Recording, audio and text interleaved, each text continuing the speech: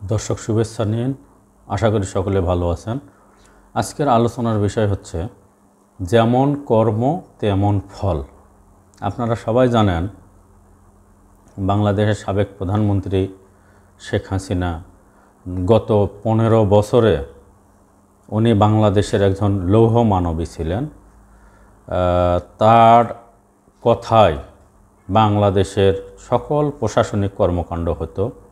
তার বিরুদ্ধে কেউ কথা বললেই হয় খুন হতেন, নাহলে গুম হতেন, নাহলে তাকে মামলা দিয়ে জেলে ভরে রাখা হতো, অথবা ক্রস ফায়ার দেওয়া হতো, অথবা তাকে ফাঁসি দেওয়া হতো। ফাঁসি দেওয়ারও এমন রেকর্ড আছে আর কি। তার বিরুদ্ধে কথা বলবে এমন কেউ ছিল না।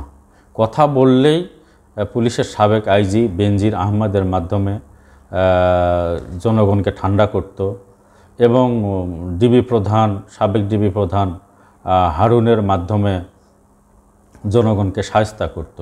তার বিরুদ্ধে কথা বলার মতো বাংলাদেশে কেউ ছিল না। বাংলাদেশের নোবেল বিজয়ী ডক্টর মোহাম্মদ ইউনূস স্যারকে হেনস্থা করতে করতে তাকে জেলে ভরাবে, জেলে দিবে, তাকে নিয়ে কত ধরনের কুৎসা রটানো, কৌতুক, এমনকি ডক্টর মোহাম্মদ ইউনূস স্যারকে বলা হতো সুদখোর। এবং তার বিরুদ্ধে কথা বললেই উনি এমনও ভয় দেখাতেন যে পদ্মা সেতু থেকে তাকে টুস করে ফেলে দেওয়া হবে। হেন কোনো অপকর্ম নাই যে শেখ হাসিনা বা তার প্রশাসন করেন। অর্থাৎ তাদের বিরুদ্ধে কথা বললেই তারা দেশের শত্রু, আর কথা না বললে তারা দেশের মিত্র। কেউ যদি মুক্তিযোদ্ধাও হয়, মুক্তিযোদ্ধাও যদি শেখ হাসিনার বিরুদ্ধে যদি কথা বলতো তাহলে সে রাজাকার হয়ে যেত। আজব কাহিনী। এমন এক বাংলাদেশ ছিল যেই বাংলাদেশের দুর্দান্ত প্রতাপের সঙ্গে দীর্ঘ 15 বছর রাজত্বই করেছিল সাবেক প্রধানমন্ত্রী শেখ হাসিনা।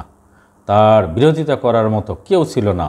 সারা বিশ্বকে জঙ্গি নাটক দেখিয়ে বিশ্বের বড় বড় বুদ্ধিজীবী সরকার প্রধানকে, রাষ্ট্রপ্রধানকে বোকা বানিয়ে দীর্ঘ 15 বছর ক্ষমতায় ছিল। অত্যন্ত দাপটের সঙ্গে ছিল। তার বিরোধিতা করার মতো পৃথিবীর বাহিরেরও কেউ ছিল না। ভাগ্যের কি নির্মম পরিহাস। ছোট ছোট ছাত্রদের কোঠা বিরোধী আন্দোলনের মুখে দেশ থেকে লেজ গুটিয়ে তাকে পালাতে হয়। শেখ হাসিনা পালানোর মধ্য দিয়ে পুলিশের বড় বড় অসাধু কর্মকর্তারা পালিয়েছে, র্যাবের বড় বড় কর্মকর্তারা পালিয়েছে, ডিজিএফআইয়ের বড় বড় কর্মকর্তারা পালিয়েছে, দেশের সকল এমপিরা পালিয়েছে, মন্ত্রীরা পালিয়েছে, এমনকি উপজেলা জেলা পর্যায়ের যেসব নেতা ছিল আওয়ামী লীগের তারাও পালিয়েছে। শুধু শেখ হাসিনা পালালেই, তারা যদি পালায় তাহলে বুঝতে হবে ক্ষমতার উৎস শুধুমাত্র শেখ হাসিনাই ছিল, আর কারো ছিল না ক্ষমতা।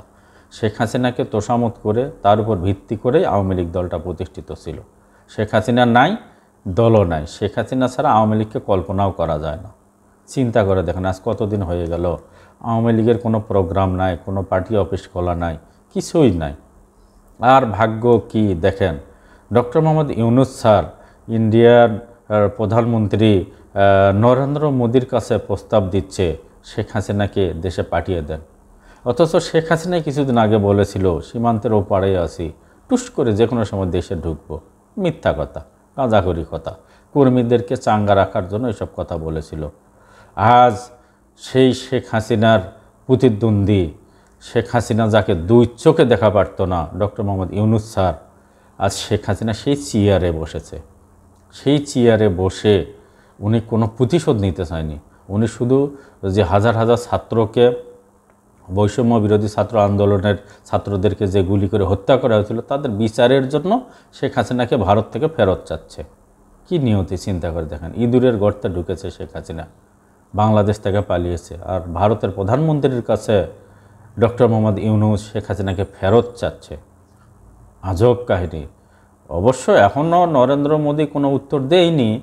তবে ডক্টর মোহাম্মদ ইউনূস স্যার যদি ফেরত চাওয়ার কাজটা যদি জোরালোভাবে করতে পারে, জোরের সঙ্গে করে, ফেরত তো দিবে না নরেন্দ্র মোদী, শেখ হাসিনাকে অন্য কোনো দেশে পাঠিয়ে দিবে, ফেরত দিবে না।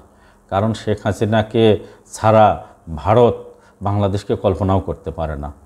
অন্যান্য কোনো দলকে ভারত বা ভারতের প্রধানমন্ত্রী পছন্দ করে না, শুধু শেখ হাসিনাকে পছন্দ করে না। কারণ শেখ হাসিনা বলেই ছিল যে আমি ভারতকে শুধু দিয়েই আর দিই, 15 বছর দিয়েই গেছি, ভারতকে যা কিছু দিয়েছি ভারত জীবনেও কল্পনাও করতে পারবে না।